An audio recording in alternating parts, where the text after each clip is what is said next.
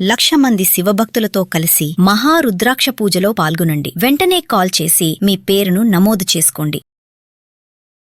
Suman TV ప్రేక్షకులకు నమస్కారం. నేను మీ అనలిస్ట్ మందడి కృష్ణారెడ్డిని మాట్లాడుతున్నాను. అమెరికన్ ప్రెసిడెంట్ డొనాల్డ్ ట్రంప్ తన ఆదాయ వివరాల్ని ప్రకటించాడు. అమెరికన్ కాన్స్టిట్యూషన్ ప్రకారంగా ఏ ప్రెసిడెంట్ అయినా సరే తన యొక్క ఆదాయ వివరాల్ని ఎప్పటికప్పుడు ప్రజలకు తెలియజేస్తాం.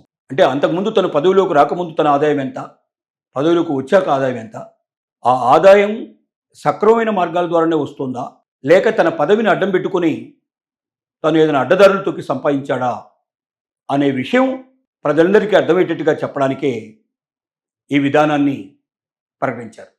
ఆ మాటకు వస్తే మన భారతదేశంలో కూడా ప్రతి రాజకీయ నాయకుడు, అంటే ప్రజల తరపున ఎన్నికైనటువంటి ప్రతి ప్రజాప్రతినిధి, అలాగే బ్యూరోక్రాట్స్, ఎంప్లాయీస్ ఎవరైతే ఉన్నారో, ముఖ్యమైన అధికారంలో ఉన్నటువంటి ఎంప్లాయీస్ అంతా కూడా ప్రతి సంవత్సరం తమకు సంబంధించినటువంటి ఆస్తులు, ఆదాయానికి సంబంధించిన అప్పులకు సంబంధించిన వివరాల్ని తెలియజేయాలి. కానీ దురదృష్టవశాత్తు తెలియజేసే వాళ్ళ సంఖ్య తక్కువ, తెలియజేసిన దాంట్లో కూడా వాస్తవాలు తక్కువ. ఒక ల్యాండ్ వాల్యూ మార్కెట్లో 100 కోట్లు ఉంటే కొనుగోలు ఓన్లీ 10 కోట్లు 5 కోట్లు ఉంటుంది. దాని వాల్యూ 5 కోట్లు 10 కోట్లు చూపిస్తారు తప్ప అది 100 కోట్లు ఉన్నట్టుగా చూపించరు.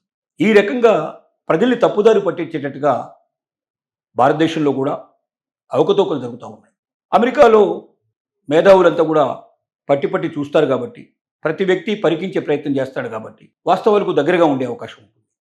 మరి అమెరికన్ ప్రెసిడెంట్ డొనాల్డ్ ట్రంప్ ఇచ్చినటువంటి తన యొక్క ఆదాయ వ్యయ పట్టిక లోపల 2024లో తను ఒక క్రిప్టో కరెన్సీకి సంబంధించినటువంటి కంపెనీని ప్రారంభించినట్టుగా, దాంట్లో తనకు సంబంధించినటువంటి షేర్స్ కానీ తత్ఫలితంగా వచ్చినటువంటి లాభాలు కానీ చూసినట్టయితే ఇండియన్ కరెన్సీతో పోలిస్తే 2025లో 11,300 కోట్లకు పైగా ఆదాయాన్ని సంపాదించినట్టుగా అతను ఎకరువు పెట్టాడు. ఇంత పెద్ద మొత్తంలో ఆదాయం రావడానికి కారణం క్రిప్టో కరెన్సీ అనేది వర్చువల్గా బయటికి మనకు కనబడకపోయినప్పటికీ వర్చువల్గా జరిగేటువంటి కరెన్సీ విధానం కాబట్టి ఈ విధానంలో తను లాభాలు చేకూర్చాయని, తన 3 కొడుకులకు కూడా దీంట్లో లాభాలు సంపాదించడం జరిగిందని, తన కుటుంబానికి అంతటికీ ఇది చాలా లాభాలు తెచ్చిపెట్టిందని, ఇది కాకుండా తను అనేక రకాల పెద్ద కంపెనీలు, దిగ్గజ కంపెనీలు ఏవైతే ఉన్నాయో వాటికి సంబంధించిన వాటాలు కూడా కొనుగోలు చేశానని, వాటికి సంబంధించిన షేర్లు కూడా తీసుకున్నానని, తత్ఫలితంగా కూడా తన ఆదాయం చాలా అనేక రెట్లు పెరిగిందని, దానికి సంబంధించిన వివరాలన్నీ తెలియజేయడం జరిగింది. అంటే మన భారతదేశంలో రాజకీయ నాయకులు వ్యాపారాలు చేస్తూ డబ్బు సంపాదించడం కొంత ఇబ్బంది పడేటువంటి పరిస్థితులు ఏర్పడతాయి. కానీ అమెరికన్ సిస్టమ్ ప్రకారంగా ప్రెసిడెంట్గా ఉంటూ కూడా వ్యాపార భాగస్వాముడిగా ఉండడానికి ఏ రకమైన అడ్డంకులు ఉండవు. తద్వారా మరి వాళ్ళు 1,000 కోట్లు, లక్షల కోట్లు కూడా వెనుకేసే అవకాశాలు ఉంటాయి. కారణం అమెరికన్ సిస్టమ్కి ఇండియన్ సిస్టమ్కి మధ్య చాలా తేడా ఉంది. ఇక్కడ భారతదేశంలో ఆంక్షలు చాలా ఉంటాయి, కానీ పాటించే వాళ్ళు ఉండరు. చట్టాలు చాలా ఉంటాయి, కానీ వాటికి తనకు అనుగుణంగా మార్చుకునేటువంటి వాళ్ళు ఎక్కువ మంది ఉంటారు తప్ప వాటి వల్ల ఇబ్బందులు పడి తమ పదవులు కోల్పోవాల్సిన పరిస్థితులు ఇక్కడ ఉండడం చాలా తక్కువ. ఎందుకంటే దీంట్లో ఉన్నటువంటి కొన్ని లొసుగులు, లోపాలని ఆధారం చేసుకొని ఆ చట్టాన్ని తమకు అనుగుణంగా మార్చుకోవడం ఎట్లాగో ఇక్కడ వాళ్ళు తెలుసుకున్నారు. కానీ అమెరికన్ సొసైటీ లోపల ఎక్కువగా చట్టాలు చాలా స్ట్రింగెంట్గా ఉంటాయి.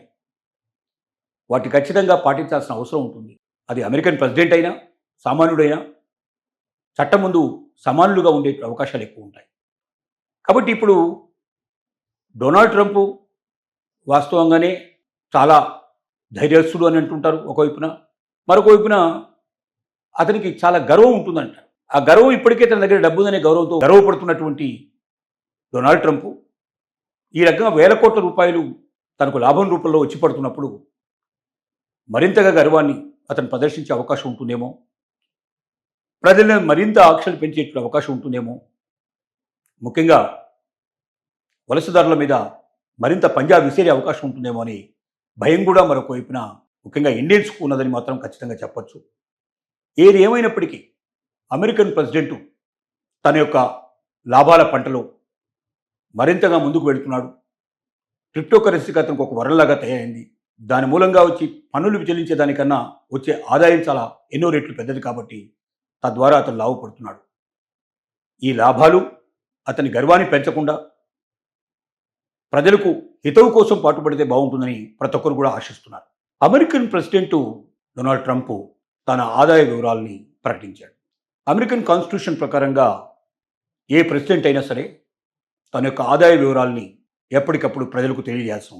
అంటే అంతకుముందు తను పదవిలోకి రాకముందు తన ఆదాయం ఎంత, పదవిలోకి వచ్చాక ఆదాయం ఎంత, ఆ ఆదాయం సక్రమమైన మార్గాల ద్వారానే వస్తుందా, లేక తన పదవిని అడ్డం పెట్టుకుని తను ఏదైనా అడ్డదారులు తొక్కి సంపాదించాడా అనే విషయం ప్రజలందరికీ అర్థమయ్యేటట్టుగా చెప్పడానికే ఈ విధానాన్ని ప్రకటించారు.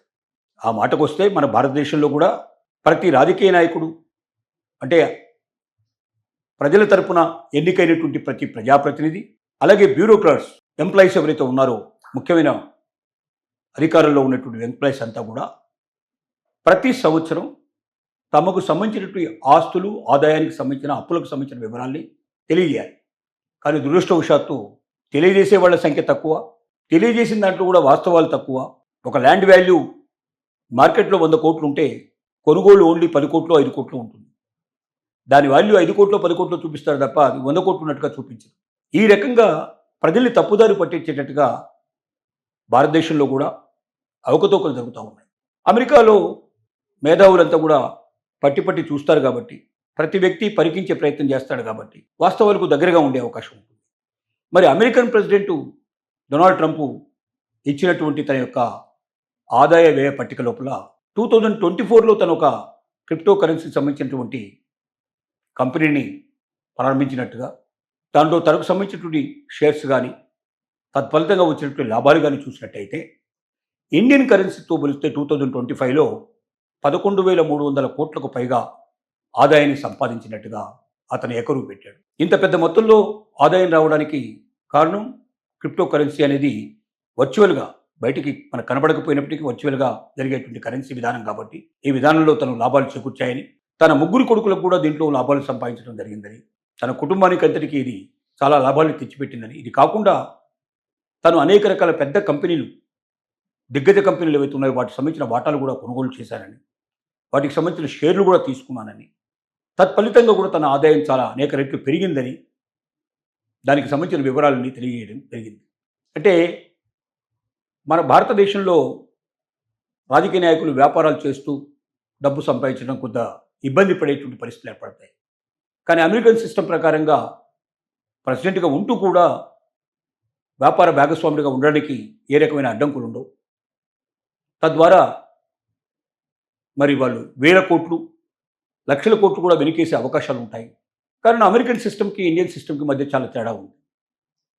ఇక్కడ భారతదేశంలో ఆంక్షలు చాలా ఉంటాయి, కానీ పాటించే వాళ్ళు ఉండరు. చట్టాలు చాలా ఉంటాయి, కానీ వాటికి అనుగుణంగా తనకు అనుగుణంగా మార్చుకునేటువంటి వాళ్ళు ఎక్కువ మంది ఉంటారు తప్ప వాటి వల్ల ఇబ్బందులు పడి తమ పదవులు కోల్పోవాల్సిన పరిస్థితులు ఇక్కడ ఉండడం చాలా తక్కువ. ఎందుకంటే ఇక్కడ ఉన్నటువంటి కొన్ని లొసుగులు, లోపాలని ఆధారం చేసుకొని ఆ చట్టాన్ని తమకు అనుగుణంగా మార్చుకోవడం ఎట్లాగో ఇక్కడ వాళ్ళు తెలుసుకున్నారు. కానీ అమెరికన్ సొసైటీ లోపల ఎక్కువగా చట్టాలు చాలా స్ట్రింగెంట్గా ఉంటాయి. వాటి ఖచ్చితంగా పాటించాల్సిన అవసరం ఉంటుంది. అది అమెరికన్ ప్రెసిడెంట్ అయినా సామాన్యుడైనా చట్టం ముందు సమానులుగా ఉండే అవకాశాలు ఎక్కువ ఉంటాయి. కాబట్టి ఇప్పుడు డొనాల్డ్ ట్రంప్ వాస్తవంగానే చాలా ధైర్యస్తుడు అని అంటుంటారు ఒకవైపున, మరొక వైపున అతనికి చాలా గర్వం ఉంటుందంట. ఆ గర్వం ఇప్పటికే తన దగ్గర డబ్బు ఉందనే గౌరవంతో గర్వపడుతున్నటువంటి డొనాల్డ్ ట్రంప్ ఈ రకంగా 1000 కోట్ల రూపాయలు తనకు లాభం రూపంలో వచ్చి పడుతున్నప్పుడు మరింతగా గర్వాన్ని అతను ప్రదర్శించే అవకాశం ఉంటుందేమో, ప్రజలను మరింత ఆంక్షలు పెంచే అవకాశం ఉంటుందేమో, ముఖ్యంగా వలసదారుల మీద మరింత పంజా విసిరే అవకాశం ఉంటుందేమో అని భయం కూడా మరొక వైపున ముఖ్యంగా ఇండియన్స్కు ఉన్నదని మాత్రం ఖచ్చితంగా చెప్పొచ్చు. ఏది ఏమైనప్పటికీ అమెరికన్ ప్రెసిడెంట్ తన యొక్క లాభాల పంటలో మరింతగా ముందుకు వెళుతున్నాడు. క్రిప్టో కరెన్సీకి అతనికి ఒక వరంలాగా తయారైంది. దాని మూలంగా వచ్చి పన్నులు చెల్లించే దానికన్నా వచ్చే ఆదాయం చాలా ఎన్నో రెట్లు పెద్దది కాబట్టి తద్వారా అతను లాభపడుతున్నాడు. ఈ లాభాలు అతని గర్వాన్ని పెంచకుండా ప్రజలకు హితవు కోసం పాటుపడితే బాగుంటుందని ప్రతి ఒక్కరు కూడా ఆశిస్తున్నారు.